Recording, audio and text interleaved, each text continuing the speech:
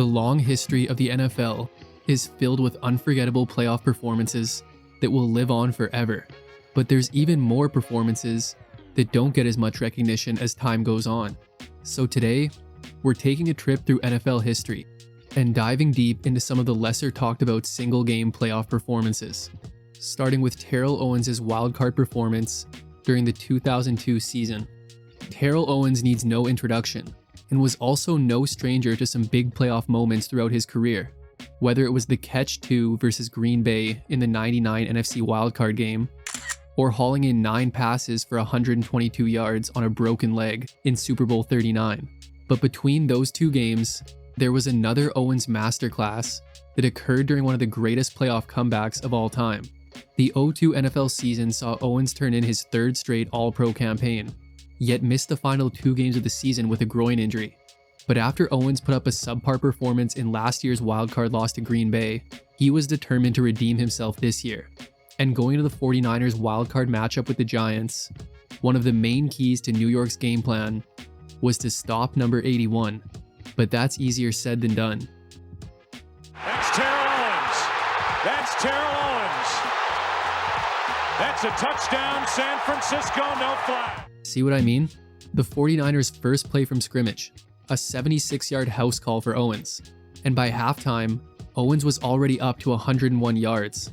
But with 76 of those coming within the first 5 minutes of the game, Owens had been held to 2 catches for 25 yards for most of the first half. So New York seemed to be stopping him, which wouldn't be the first time, as the Giants and their top 10 secondary had held Owens to just 4 catches for 41 yards in the season opener, with 33 of those yards coming on a clutch catch on the final drive. But going back to the wild card, even though Owens had kicked off the scoring, the Giants had been controlling the ball on offense and shutting down the run on defense, and were taking a 28-14 lead into the break. Then late in the 3rd quarter, New York had scored 10 more unanswered, as the lead ballooned to 38-14. And while Owens had been non-existent in the second half so far, he would show some life on the final drive of the 3rd quarter, hauling in 2 passes, which included humiliating Giants corner Jason Sehorn on a 26-yard touchdown catch, which may have been a little personal after some comments Sehorn had made, but it was still an 18-point game with only about a quarter left. But then Owens would add a 2-point convert. But the Giants' Michael Strahan wasn't too worried. But the comeback was on, as the 4th quarter saw San Francisco score 17 unanswered, with Owens making another big catch to set up the field goal which brought the 49ers to within a score, before a last-minute Ty Streets touchdown completed one of the biggest comebacks in playoff history. And it wouldn't be a trademark TO performance without some drama. But according to Owens, the Giants had started it, but he finished it with 9 catches for 177 yards and 2 touchdowns, as he had re-established himself as a playoff performer.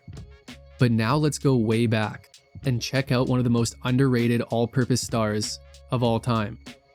Ed Podolak spent his entire career with the Kansas City Chiefs, routinely acting as the team's leading rusher, receiver, or return man.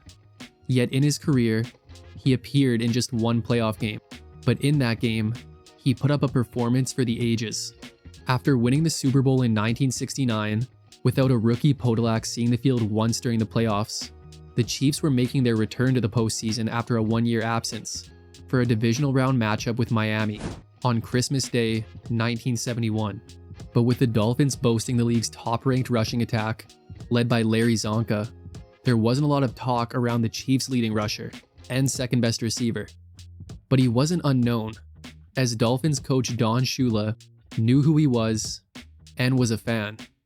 And history was in Kansas City's favor, as while they hadn't played Miami in 2 years, they had also won their last 6 meetings. But nothing was supposed to come easy versus the beginnings of Miami's stingy no-name defense, except no one told that to Podolak. Podolak got involved early, hauling in the game's first touchdown on a 7-yard reception, as he would have 8 of those on the day for 110 yards. And after 1, Kansas City was up by 10, but Miami had tied it by halftime. Then with the teams exchanging scores in the 3rd, it remained a tie going into the 4th, until Podolak punched in a 3-yard touchdown on the ground to break the tie. as he would also add 85 yards on the ground in this game. But then with about a minute and a half left, the Dolphins again tied it. Yet on the ensuing kickoff, Podolak returned it 78 yards, which accounted for about half of his 155 return yards on the day. And while he couldn't get into the end zone, with the Chiefs now starting at Miami's 22, they were in good position for a game-winning field goal. But when kicker Jan Stenerud's 32-yarder went wide right, the game went to overtime. And when Stenerud had his redemption attempt blocked in the first OT, the writing was on the wall. And the longest game in NFL history would end with a Dolphins field goal after nearly 23 minutes of overtime, as Podolak had just turned in the performance of his career and had nothing to show for it. And the emotions would overtake him after the game, as he had left it all out on the field, finishing with 350 all-purpose yards, in what would be the first and last playoff experience for the man who retired in 1978 as the Chiefs' all-time leading rusher. And now let's check out another double OT thriller and another unheralded guy who spent his whole career in the AFC West. The Oakland Raiders were one of the best and toughest teams of the 1970s, led by some all-time great players who would band together to win Super Bowl XI. But one of their lesser talked about players is Monte Johnson, who was a starting linebacker for that Super Bowl victory. And in 1977, the Raiders were thinking repeat after an 11-3 season, as they kicked off the playoffs with a divisional round matchup with the Baltimore Colts. However, this game was in Baltimore, as a divisional playoff game outside of Oakland was unfamiliar territory, and a playoff win on an opponent's field was uncharted. But Oakland was still the favorite. However, if they were going to lose, it would more likely be due to not being able to stop Baltimore's 6th-ranked offense.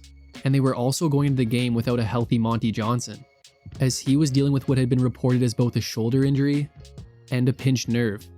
But as we'll soon come to find out, that was nothing for the linebacker.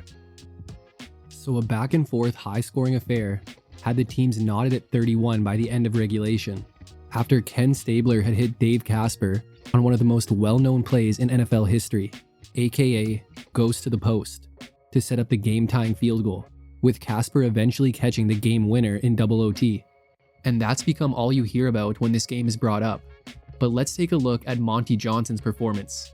When the game came to an end, he had tallied 15 solo tackles and 20 in total, while also adding 2 sacks, with one of those sacks coming in overtime to force a Colts punt.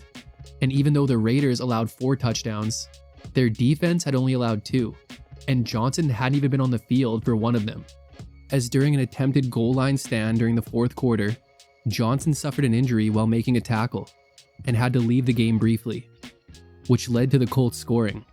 And with Oakland committing 4 turnovers on offense, they needed their defense to hold up. And they had, by executing the game plan perfectly and strategically blitzing Baltimore's dual-threat QB Burt Jones. And Johnson, more than anyone, stepped up to get them their first road playoff win in franchise history. And the injuries that Johnson had went into the game with were nothing compared to the injury that he finished the game with. It was just kind of a dive right over the middle, and I hit him and ended up cracking a vertebrae in my neck and didn't find out about it for about 6 months. So even after essentially breaking his neck on that goal line stand, he returned to the game and left it all on the field. And Ken Stabler said it best: the fans had really gotten their money's worth. Unfortunately, they would lose to Denver the following week, but it doesn't take away from the performance that Johnson would call the best game he ever played. It was a game that I think will forever stand out in my memory as probably the best game that I ever played. And now we'll stay on the defensive side of the ball, but jump ahead to the 21st century. It's certain no one has or ever will forget the New England Patriots dynasty, but after winning their first Super Bowl during the 01 season, they had missed the playoffs the following year, so they were on a mission in 03, finishing with a 14-2 record, as they had rode their dominant top-ranked defense all year. And while the defense was a collection of low-ego players who didn't mind if they weren't getting the spotlight, they still had some stars, like Ty Law, Rodney Harrison, and Richard Seymour. But one guy who was pretty unknown was a second-year defensive end named Jarvis Green, who had recorded just 2 sacks all season, then recorded 2 tackles in the Pats' divisional round win over Tennessee. But on the biggest stage, against the league's most valuable player, Jarvis Green went crazy. So after the Pats got out to a 10-point lead, Green got his first tackle in the second quarter, when he and Seymour took down Edgerrin James to set up a 2nd and 8. But it was soon a 3rd and long, after Green broke through and sacked Manning for a 9-yard loss. And after a failed conversion attempt, the Colts had to punt. But a bad snap led to a safety, as Green's sack had now become even more important. Then Green was pretty quiet until the 4th quarter began, with New England leading 21-7. But with an offense like the Colts had, the game was far from over, and the Colts were putting together a great drive.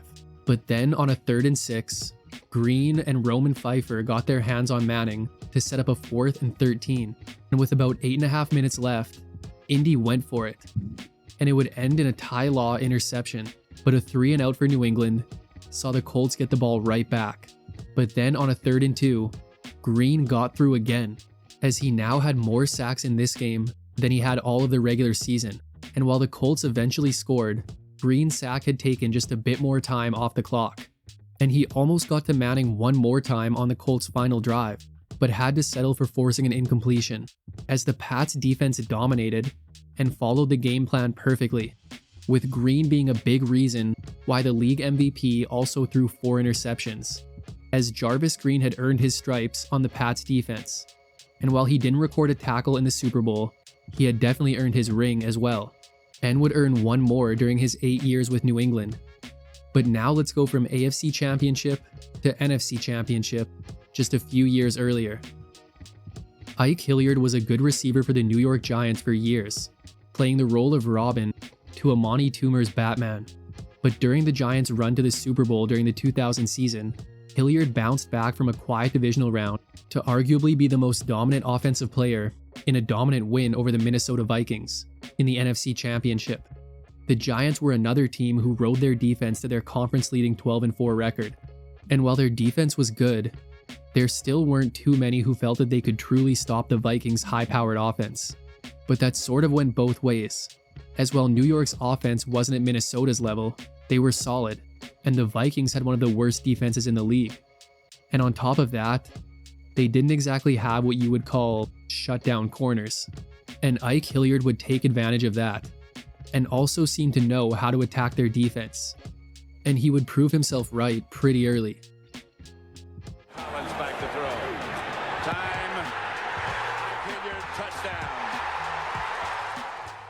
After a couple of Toomer catches during New York's first drive, Harry Collins took the top off with a 46-yard catch-and-run touchdown to Hilliard, and connected with him a couple more times in the first, as he ended the quarter with over 80 receiving yards. Then on New York's final drive of the first half, Hilliard caught 4 passes for 59 yards and capped off the drive with his second touchdown of the half, as the game was pretty much over already.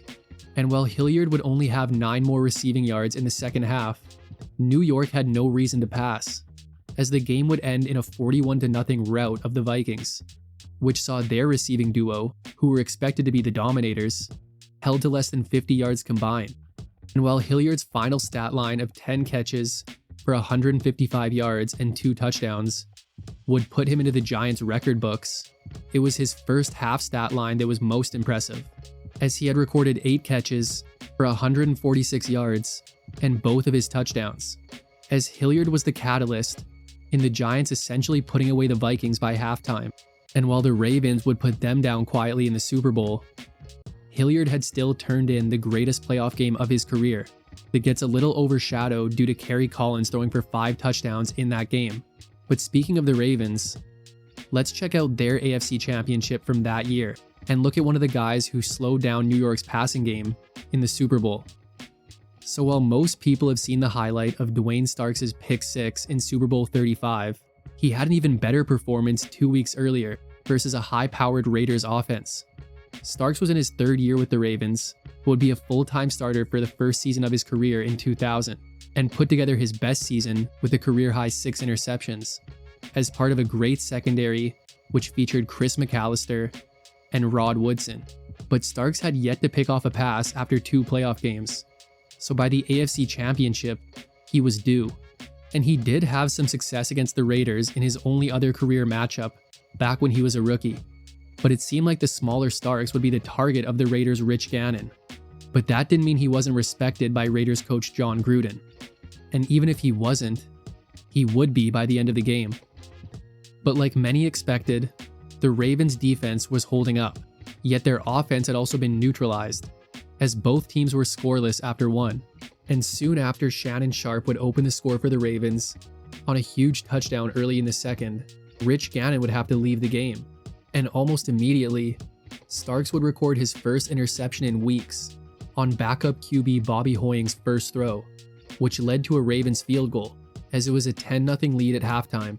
Then late in the third quarter, Baltimore was up 13-3 and had the ball, but a Jamal Lewis fumble would put Oakland in Baltimore territory. But no worries, Starks would get the ball right back, this time intercepting the starter, as he picked off a Gannon pass intended for Andre Rison and returned it 35 yards. And Starks even looked like he had forced a third turnover on the Raiders' final drive of the game, yet his forced fumble was overturned when the runner was ruled down. But the drive eventually ended in another Ravens interception, and the game ended with a 16-3 Ravens win, as Starks had finished with his 2 interceptions, along with 7 combined tackles, with Chris McAllister singing Starks' praises after the game, as the Ravens secondary had shown that they weren't the weakest link, and Starks had shown that if you're going to keep attacking him, then he's going to make you pay, as he had seemed to develop a sixth sense for intercepting passes. And on top of that, he was tough, playing part of the game with bruised ribs. But now we'll go back to the 80s and check out one of the greatest receivers in one of NFL history's most underrated games. By 1987, Steve Largent was considered one of the greatest receivers to ever play the game, but the strike-shortened 1987 season would also be the last Pro Bowl year of his career. But his last performance of that season would be one of his best ever. Aside from a conference championship appearance in 1983, the Seahawks hadn't had much playoff success during Largent's tenure. But the 87 season had the Seahawks making their return to the playoffs after a 3-year absence to take on the Houston Oilers in the Wildcard. And it was an interesting full-circle moment, as the now 12-year pro Largent had originally been drafted by Houston. So while Houston was in the postseason, their biggest weakness was their pass defense, so they might have some issues trying to cover the league's all-time leader in receptions. But at least they could put more focus in him, with Seattle's starting running back Kurt Warner sidelined. So let's see how the Oilers' secondary would fare. Well, not great, as Largent had the greatest playoff game of his career, with 7 catches for 132 yards and 2 touchdowns. But they were really missing Warner, as the entire offense only totaled 29 yards on the ground. In fact, Largent made up for over half of the team's total yards. And while this seems like it must have been a blowout loss, it was far from that. Seattle actually got on the board first, courtesy of a Largent touchdown catch in the opening minutes. But that would be Seattle's last touchdown for a while, and even though they allowed nearly 450 yards of offense to the Oilers, Houston could rarely capitalize, settling for a lot of field goals.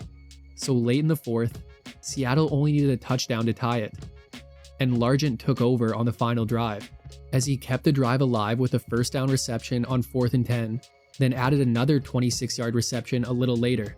Then with about 26 seconds left, he added a 12-yard reception, and also ended up in the end zone, as Largent's last-second touchdown would send the game to overtime. And after a Seahawks 3-and-out, Houston had a chance to win, but it seemed like Seattle got the ball back, until a Fred Young interception was ruled incomplete, leading to a Houston field goal, which ended Seattle's season, as Largent had unknowingly played his final playoff game. But as he had been throughout his career, he was graceful in defeat, and had once again shown just how special he was. But now we're going to keep it in the same year, but jump ahead 1 week and switch conferences. Anthony Carter is one of the most underrated receivers of all time, spending most of his career with the Minnesota Vikings. But nowadays, when you think of a receiver named Carter, who played for the Vikings, you're thinking Chris. But the 1987 strike-shortened season had been Anthony Carter's best season of his 3-year career. And if not for the strike, it would have been his first 1,000-yard season. And although he had caught just 38 passes, the yards add up quick when you're averaging over 24 of them per catch. as he would get his first Pro Bowl selection and was a key reason the Vikings were returning to the playoffs for the first time since 1982. And after he put up 143 yards from scrimmage and 2 touchdowns to upset New Orleans in the Wildcard, the Vikings were moving on to the Divisional to take on an even more heavily favored Niners team. But it seemed like the better the opponent, the better Carter played. Interestingly, prior to the Wildcard game, one Saint had compared Carter's big play ability to that of Jerry Rice, who was on the Niners. But who would be the more effective receiver in this game was yet to be seen, but it became clear quickly that Anthony Carter was on another level on this particular day. But how good could he have done if Minnesota only passed for 280 yards as a team? Well, seeing as how Carter accounted for 227 of those yards, pretty good. Carter wouldn't find the end zone, but his 227 yards on 10 catches was a playoff record, and he had done so while playing through both a shoulder and groin injury, and shown that he was much more than just a big play guy, as his season-high 10 receptions was more than a quarter of his regular season total, and his play would definitely put the Vikings in scoring position more than once, with one of his best plays coming off a tipped pass early in the second quarter, which led to a Vikings field goal, as by halftime the Vikings were up 17, and Carter had torched San Francisco's top 3 defense and single-handedly outgained their top-ranked offense. Then in the second half, he kept racking up the yards, and even added 30 more on a rush attempt, as he finished the game with 257 yards from scrimmage, while the Vikings D had held Rice to just 3 catches for 28 yards, with Vikings QB Wade Wilson suggesting that Carter was playing with a bit of a chip on his shoulder, due to Rice being on the other side of the field. And the Vikings continued to shock the football world, as they had knocked off the Niners and were heading to the NFC Championship. But that's where their Cinderella season ended. However, Carter was just getting started, as he went on to have 3 straight 1,000-yard seasons and end his career as one of the best in Vikings history. But I think that's where we'll end it off for the first installment of the NFL Playoff Deep Dive series. Let me know what you think in the comments, what you liked, and what you didn't. And definitely drop some suggestions if you want to see this series continue. Thanks for checking out the video, and subscribe if you're new. And here's a couple playlists that you might be interested in as well. See you next time.